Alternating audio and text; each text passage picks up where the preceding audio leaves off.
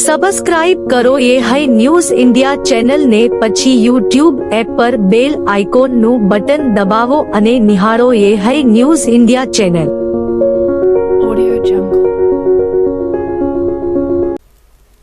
આગામી લોકસભાની ચૂંટણીના પડઘમ વાગી રહ્યા છે ત્યારે ચૂંટણીને લઈને રાજકીય પક્ષોનું રાજકારણ પણ ગરમાયું છે ત્યારે બીજી તરફ વહીવટી તંત્ર સજ્જ બન્યું છે તેમજ પોલીસ પણ સુરક્ષાને લઈને સતર્ક બની છે। લોકસભાની ચૂંટણીને લઈને અમીરગઢ પોલીસ પણ સતર્ક બની છે ત્યારે અમીરગઢ પીઆઈ ધવલ પટેલના માર્ગદર્શન હેઠળ રાજસ્થાનને અડીને આવેલી અમીરગઢ અને કપાસિયા બોર્ડર ચેકપોસ્ટ તેમજ હંગામી પોલીસ ચોકી ઉપર અમીરગઢ પોલીસ જવાનો દ્વારા રાજસ્થાન તરફથી ગુજરાતમાં પ્રવેશ કરતા તમામ વાહનોની ચેકિંગ હાથ ધરવામાં આવી રહી છે ત્યારે રાજસ્થાન તરફથી કોઈ કેફી પદાર્થ તેમજ અન્ય કોઈ નશીલા પદાર્થ ગુજરાતમાં ન ઘુસાડે નહીં તેને લઈને રાજસ્થાન તરફથી ગુજરાતમાં પ્રવેશ કરતા તમામ વાહનોની પોલીસ દ્વારા વાહન ચેકિંગ કરી ચાંપતી નજર રાખવામાં આવી રહી છે ત્યારે બીજી તરફ કપાસિયા પોલીસ ચોકી તેમજ રાજસ્થાન અને ગુજરાતને જોડતા માર્ગ ઉપર હંગામી પોલીસ ચોકી ઊભી કરવામાં આવી છે। ત્યાં પણ પોલીસ દ્વારા શંકાસ્પદ જણાતા વાહનોની ચેકિંગ કરી ચાંપતી નજર રાખવામાં આવી રહી છે।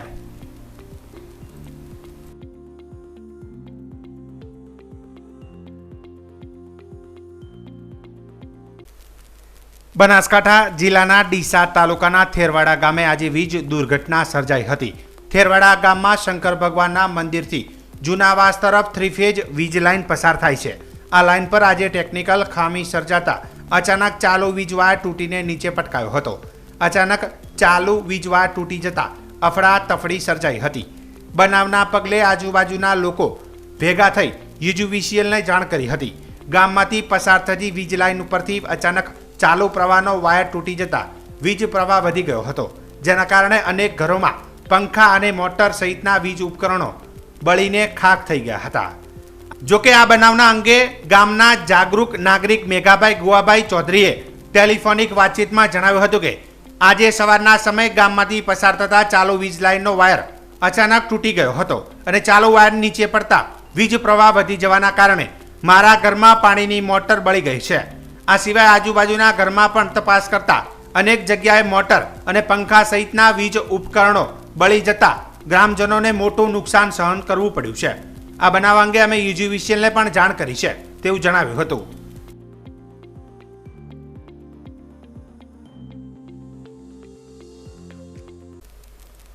બનાસકાંઠા જિલ્લાના થરાદ તાલુકાના મોરથલ ગામે બનાસકાંઠા કોંગ્રેસના લોકસભાના ઉમેદવાર જ્ઞાનીબેન ઠાકોરનો લોકસંપર્ક કાર્યક્રમ યોજાયો હતો જેમાં બહોળી સંખ્યામાં લોકો ઉપસ્થિત રહ્યા હતા। આ કાર્યક્રમમાં મોરથલ ગામના 200થી વધુ યુવાનો ભાજપ છોડી કોંગ્રેસમાં જોડાયા હતા જેમાં માળી દરબાર ઠાકોર રબારી સમાજના યુવાનો બહોળી સંખ્યામાં કોંગ્રેસમાં જોડાયા હતા।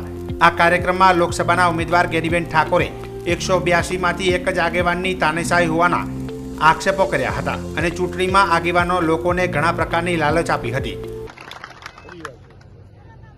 અને એ પણ બુથના આંકડા લઈને ફરે।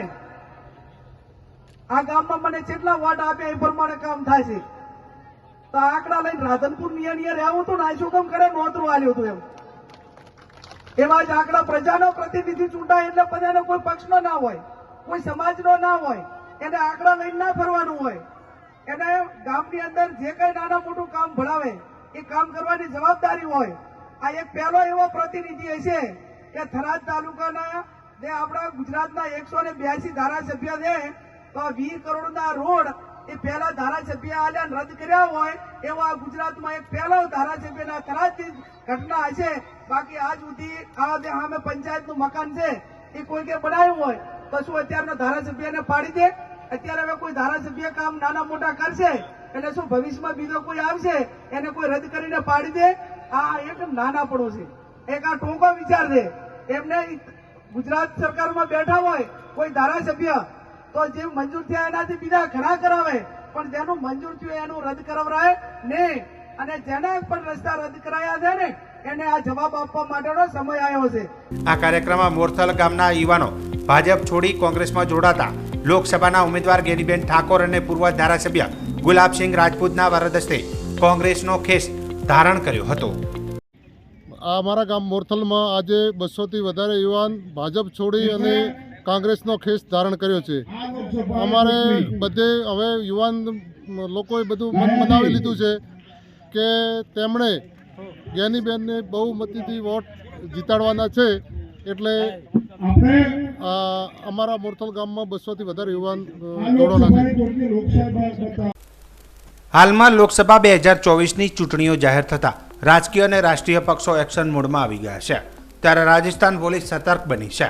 ખાસ કરીને અન્ય રાજ્યોમાંથી ગુજરાત તેમજ રાજસ્થાનમાં ભાંગફોડિયા પ્રવૃત્તિ કરનાર કે પછી લીકરની હેરાફેરી કરનાર સાથે 50,000થી વધુ રકમની હેરાફેરી કરનાર લોકોના મનસૂબા પાર ન પડે તે માટે પોલીસે સતત વોચ ગોઠવી છે. ગુજરાત બોર્ડર ચેકપોસ્ટને અડીને આવેલી માવલ ચેકપોસ્ટ ઉપર રાજસ્થાન પોલીસ દ્વારા રાજસ્થાન તરફથી ગુજરાતમાં પ્રવેશ કરતા શંકાસ્પદ જણાતા વાહનોની રાજસ્થાન પોલીસ દ્વારા ચેકિંગ હાથ ધરવામાં આવી રહી છે. ગુજરાત તરફથી રાજસ્થાનમાં આવતા મોટાભાગે તમામ વાહનોની ઝીણવટભરીપૂર્વક તપાસ કરવામાં આવી રહી છે. આ ચેકપોસ્ટ ઉપર પોલીસ, હોમગાર્ડ અધિકારીઓ સહિત હથિયારી પોલીસ પણ તૈનાત કરવામાં આવી છે, જે નાના મોટા અનેક વાહનોની તપાસ કરી રહ્યા છે. જોકે હાલ તબક્કે પોલીસે હાથ ધરેલી આ તપાસ ઝુંબેશમાં કોઈપણ જાતની મોટી રકમ કે લીકરનો જથ્થો ઝડપાયો નથી. પોલીસ હાલ તબક્કે રાઉન્ડ ધ ક્લોક 24 કલાક પોતાની ફરજ બજાવી રહી છે. કોઈપણ વ્યક્તિ 50,000થી વધુ રોકડ રકમ લઈ આ બોર્ડર ક્રોસ કરી શકશે નહીં. જો કોઈની પાસે મોટી રકમ મળી આવે તો તેને તમામ પ્રકારના આધાર પુરાવા રજૂ કરવાના રહેશે, તેમ પોલીસ ઇન્સ્પેક્ટરે જણાવ્યું હતું.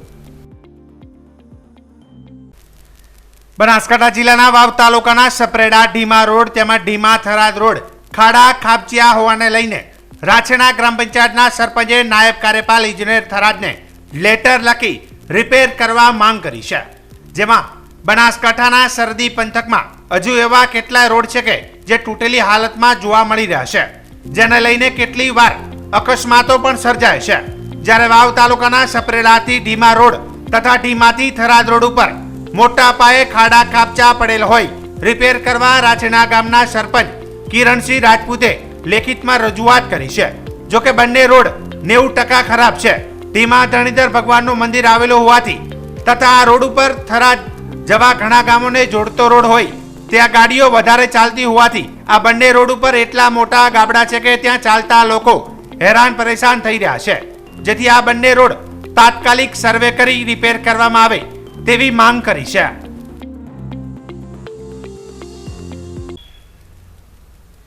બનાસકાંઠા જિલ્લા પોલીસ વડાના માર્ગદર્શન મુજબ અમીરગઢ પીઆઈ ધવલ પટેલના માર્ગદર્શન હેઠળ અમીરગઢ તાલુકા ઇકબાલગઢ ગામ નજીક આવેલ બનાસ નદી પાસેથી ઇકબાલગઢ આઉટપોસ્ટના પોલીસ હેડ કોન્સ્ટેબલ અશોકભાઈ તેમજ પોલીસ હેડ કોન્સ્ટેબલ મુકેશભાઈને બાતમી મળી હતી કે બનાસ નદી પાસે હાર જીતનો જુગાર રમાઈ રહ્યો છે. ત્યારે પોલીસે હકીકતના આધારે બનાસ નદી પાસે જુગાર રમી રહેલા લોકો ઉપર રેડ કરી જુગારધામ ઝડપી પાડી અમીરગઢ પોલીસે 17 લોકોની અટકાયત કરી હતી. અમીરગઢ પોલીસ સ્ટેશન મથકે લાવી કાયદેસરની કાર્યવાહી હાથ ધરી હતી. પોલીસની રેડ દરમિયાન જુગાર રમતા ઈસમો પાસેથી ₹2,53,000ની રોકડ રકમ જપ્ત કરી હતી. તેમજ પોલીસે રોકડ રકમ તેમજ મોબાઈલ તેમજ વાહન સહિતના કુલ મુદ્દામાલ કિંમત ₹17,46,000નો મુદ્દામાલ જપ્ત કરી અમીરગઢ પોલીસે 17 લોકોના વિરુદ્ધમાં કાયદેસરની કાર્યવાહી હાથ ધરી હતી. સબસ્ક્રાઇબ કરો એ હાઈ ન્યૂઝ ઇન્ડિયા ચેનલ ને પછી યુટ્યુબ એપ પર બેલ આઇકોન નું બટન દબાવો અને નિહાળો એ હાઈ ન્યૂઝ ઇન્ડિયા ચેનલ.